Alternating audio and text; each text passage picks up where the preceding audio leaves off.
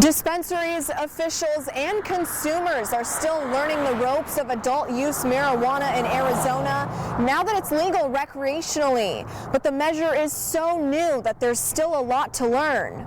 You cannot cross a state line with cannabis, even if you're crossing a state line from a legal state to a legal state. At this point, there are no recreational dispensaries in Arizona, which could lead Arizonans over to California to buy it.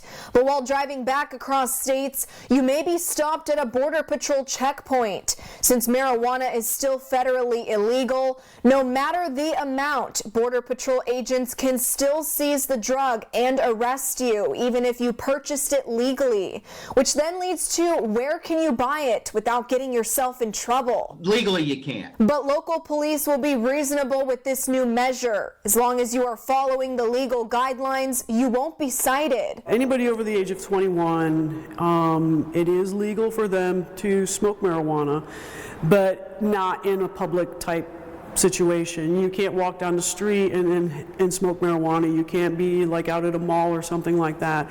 You've got to be in the privacy of your own home. As far as how soon you can buy it, the Arizona Department of Health Services issues marijuana establishment licenses. The first application round will be open from January 19th through March 9th. The first of those is the early application round, and that will allow dispensaries to transition into also selling recreational. And it will allow other people to enter the cannabis market, the cannabis industry, in rural counties that have less than 2 dispensaries right now. There can only be 1 dispensary or establishment for every 10 pharmacies in the state. So we think there will be about 12 new licenses granted in the first round, somewhere between probably 1 and 15 in the second round, based on our calculations of the number of pharmacies in the state. And then I believe it's 26 licenses coming in that social equity round.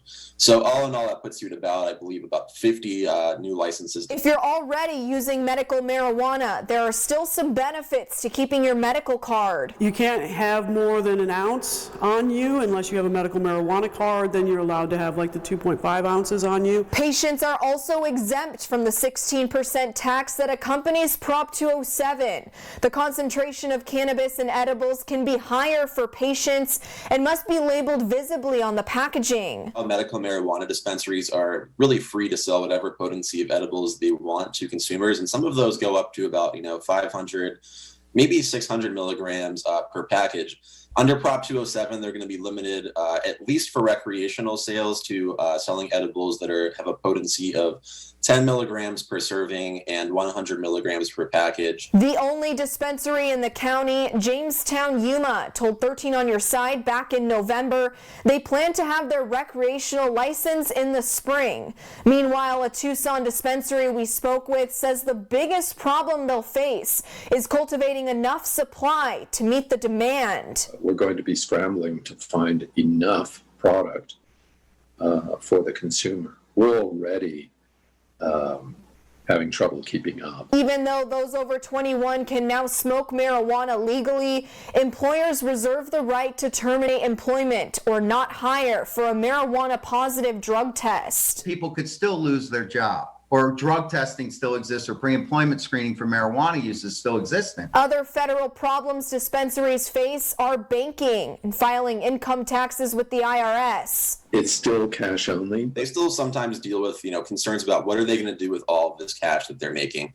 And, maybe difficulties like getting loans. You want to get a loan from a big bank. They'd be otherwise willing to make it from you, but they don't want to violate federal money laundering laws. Anyone who has criminal charges for marijuana offenses that are now legal under Prop 207 can petition for expungement in the summer. However, driving under the influence of marijuana can still lead to an arrest. Smoking and driving, it's kind of like a DUI. If you smoke marijuana and you start to become under the influence of it, do not drive a vehicle.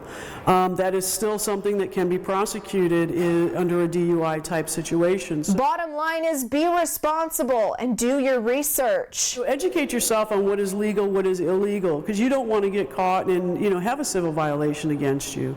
Dispensaries in the state say once their establishment license gets approved by AZDHS, we may see recreational dispensaries in Arizona as soon as late March or early April.